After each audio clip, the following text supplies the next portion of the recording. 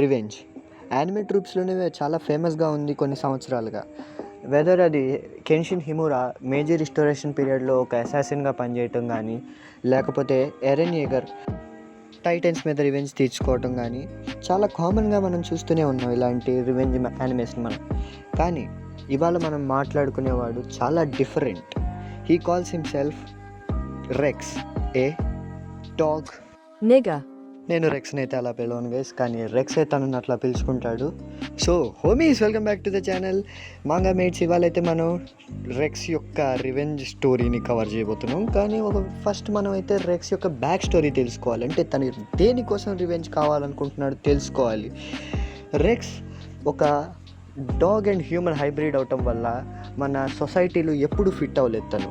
I mean he doesn't even have friends. And in fact తను ఎలా వచ్చాడో తెలిస్తే మీకు ఈ ప్రపంచంలోకి మీరు షాక్ అవుతారు. అంటే ఒక ఓల్డ్ మ్యాన్ బాగా తాగేసి ఒక స్ట్రీట్ డాగ్ని మింగాడు. ఓకే, అండ్ ఆ స్ట్రీట్ డాగ్ రెక్స్కి బర్తిస్తే చచ్చిపోయింది. What a story. And he claims that ఎప్పుడైతే రెక్స్ తన ఫాదర్ని కనిపెడతాడో తనని మానభంగం చేయబోతున్నాడని.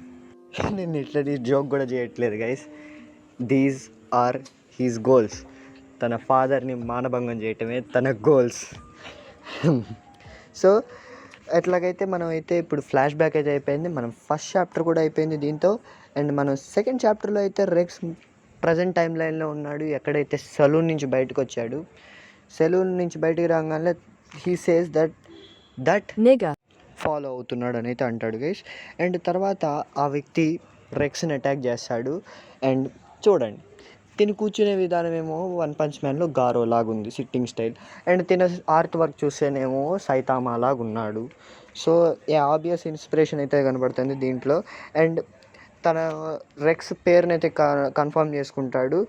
తర్వాత రెక్స్ ఆ మిస్టీరియస్ మ్యాన్ని అడుగుతాడు, ఒకవేళ నువ్వు మా ఫాదర్ పంపిన అసాసిన్వా అని. మేబీ రెక్స్ వాళ్ళ ఫాదర్కి తెలిసేమో రెక్స్ చేతికి దొరికితే రెక్స్ ఏం చేస్తాడు, అందుకే అసాసిన్ని పంపాడు. అండ్ పాస్ట్లో పంపి ఉండొచ్చు. సో రెక్స్ అయితే తన పేరుని అయితే అడుగుతాడు గైస్, కానీ తను పేరు చెప్పకుండా అయితే అటాక్ అయితే చేస్తాడు రెక్స్ మీద. అతడైతే రెక్స్ మీద చాలా అటాక్స్ అయితే చేస్తాడు అండ్ ఫైర్ అటాక్ కూడా చేస్తాడు. But rex is build different.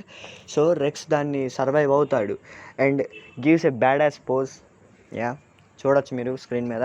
And తర్వాత అంటాడు, మా నాన్నని మానభంగం చేయకుండా నన్ను ఎవరు ఆపలేరు అని. మేబీ నేను అది అలా అని ఉండకూడదు, కానీ man this manga is out of the pocket guys. And తర్వాత అతడు అటాక్ చేస్తూ ఉంటాడు. పాయింట్ బ్లాంక్లో రెక్స్ని అయితే అటాక్ చేస్తాడు, కానీ సర్వైవ్ అవుతాడు. అండ్ బట్ రెక్స్ యొక్క హెయిర్ కట్ అయింది. అంటే మ్యాన్ వాడు ఇందాకే సెలూన్కి వెళ్ళి వచ్చాడు. And by the way assassin పేరు నియో గైస్, నేను చెప్పడం మర్చిపోయాను.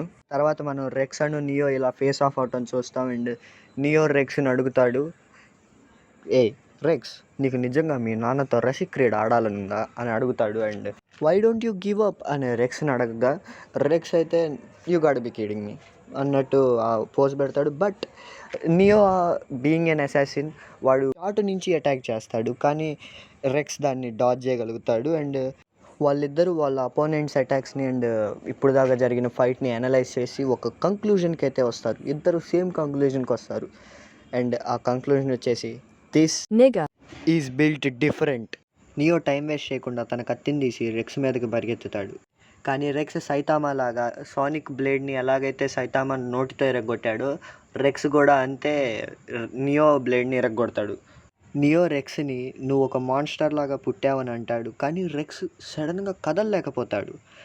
అండ్ నియో ఏమంటాడంటే, రెక్స్ నువ్వు ఇక్కడే చనిపోబోతున్నావు అని అంటాడు. అండ్ నియో యొక్క కన్ను కూడా డిఫరెంట్గా ఉంటుంది. And he says stop fucking time. Yes, this manga is out of the pocket, నేను చెప్పాను. Okay, and so apparently Neo అయితే ఇప్పుడు టైం స్టాప్ వరల్డ్లో ఉన్నాడు. అండ్ రెక్స్ని అడుగుతాడు, నీకు నిజంగా మీ నాన్నతో రసిక్ క్రీడ ఆడాలనుందా అని అడిగి రెక్స్ వాళ్ళ ఫాదర్ పేరు చెప్పబోతుండగానే రెక్స్కి బాగా కోపం వస్తుంది. అండ్ నియో కూడా పట్టించుకోడు, జస్ట్ తన జాబ్ చేసుకొని వెళ్ళిపోదాం అనుకుంటాడు. అండ్ మోటారిషినో అనే ఒక అటాక్ అయితే చేస్తాడు ఫ్లేమ్స్ది, but Rex survives it too. Rex is just built different. Neo ఇన్ని అటాక్స్ చేసి టైం స్టాప్ కూడా చేయటం వల్ల తన ఎనర్జీ చాలా లో అయిపోతుంది. అండ్ కానీ he doesn't give up. Rex మీదకి ఛార్జ్ అవుతాడు అండ్ అటాక్ అయితే చేస్తాడు. బట్ రెక్స్ యూజెస్ ఈ special move dark FANG and cuts is PP of.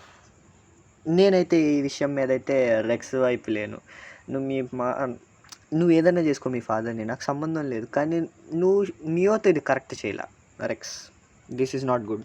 ఇదంతా కాస్త సెటిల్ అయినాక నియో రెక్స్తో అంటాడు, ఒకడి లైఫ్ని ఇంకొకటి లైఫ్ని పాడు చేయడానికి పెట్టుకోవటం అది ప్యూర్ ఈవిల్ అనగా, రెక్స్ మాత్రం bitch your N assassin.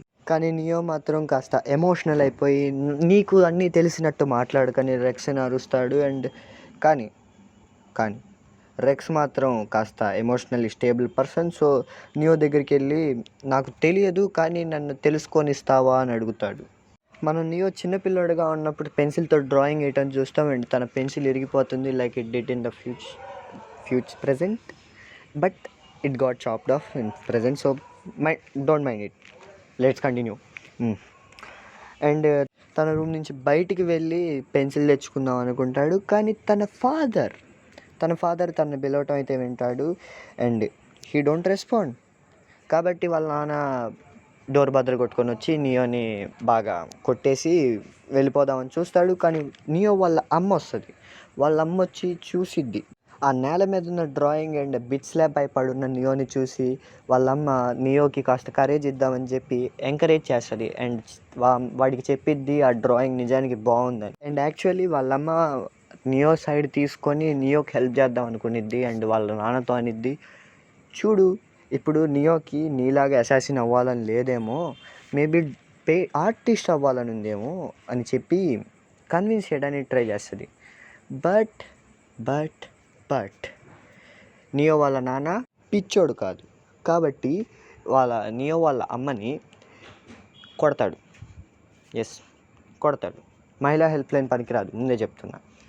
And neo వాళ్ళ నాన్న రూమ్ వదిలి వెళ్ళబోతుండగా నియో ఇదంతా చూసి బాగా ఫైర్ అప్ అవుతాడు అండ్ ఆబ్వియస్లీ అండ్ కొడతాడు.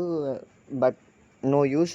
బట్ వాళ్ళ నాన్న నియో స్కిల్స్ని చూసి ఇంప్రెస్ అయ్యి నియోని ఈ రోజుకి వదిలేస్తాడు బతకనాడికి. అండ్ ఇప్పుడు దాకా సర్వైవ్ అయ్యాడు, ఎట్లా అయ్యాడు మనం చూసాము.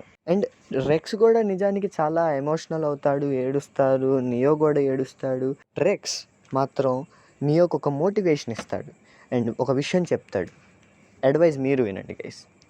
ఏ తమ్ముడు చూడు, ఇప్పుడు నీకు ఆర్టిస్ట్ అవ్వాలంటే ఆర్టిస్ట్ అవ్వు, నీకు అసాసిన్ అవ్వాలని లేదు కాబట్టి నువ్వు ఆర్టిస్టే అవ్వు, నీ ఇష్టం. ఒకవేళ మీ నాన్న నీకు అడ్డొస్తుంటే మీ నాన్నని మానభంగం చేసి. ఈ మాంగా నేను ఎందుకు కవర్ చేస్తున్నాను నాకే అర్థం కావట్లేదు guys. But what the fuck is this advice. తర్వాత రెక్స్ అయితే నియోని తన $50 అయితే అడుగుతాడు. ఎందుకంటే రెక్స్ యొక్క హెయిర్ కట్ని నియో పాడు చేశాడు. అండ్ నియో బాగా కోపం వచ్చి, నువ్వు నా మడ్డ కత్తిరించావు, నీకు తెలుస్తుందా? వీళ్ళు కాసేపు ఇలా గొడవపడి అట్లా నియో వెళ్ళిపోతాడు. బట్ రెక్స్ అంటాడు సీ యూ అరౌండ్ అని. And they made friends. రెక్స్కి నియో బెస్ట్ డియో అసలు ఇది. అండ్ నెక్స్ట్ అయితే గైస్ మనం కొంతమందిని చూస్తాం, ఆర్మీ లాగా ఉన్నారు వీళ్ళు. అండ్ వీళ్ళైతే ఈ ప్లేస్ని అయితే చూస్తారు అండ్ ఒక మీటియోరైట్ పడినట్టు కంపేర్ చేస్తారు. And that's it. ఇదైతే డాగ్ నింగెన్ for white audience, but black audience మీరు మీ ఇష్టం, అది మీరు దాన్ని వేరే ఫామ్లో కూడా పిలవచ్చు. So that's it. ఒకవేళ మీకు ఈ వీడియో నచ్చినట్టయితే లైక్ చేయండి గైస్, సబ్స్క్రైబ్ చేసుకోండి ఛానల్ని, షేర్ కూడా చేయండి మర్చిపోకుండా. అండ్ ఈ వీడియో పార్ట్ 2 కావాలంటే 15 likes గైస్. లైక్ గోల్ ఉంది. ఈ వీడియోకి మాత్రం 15 likes వస్తే దీని పార్ట్ 2 త్వరగా వస్తుంది guys. So I hope you enjoyed this video. Peace out.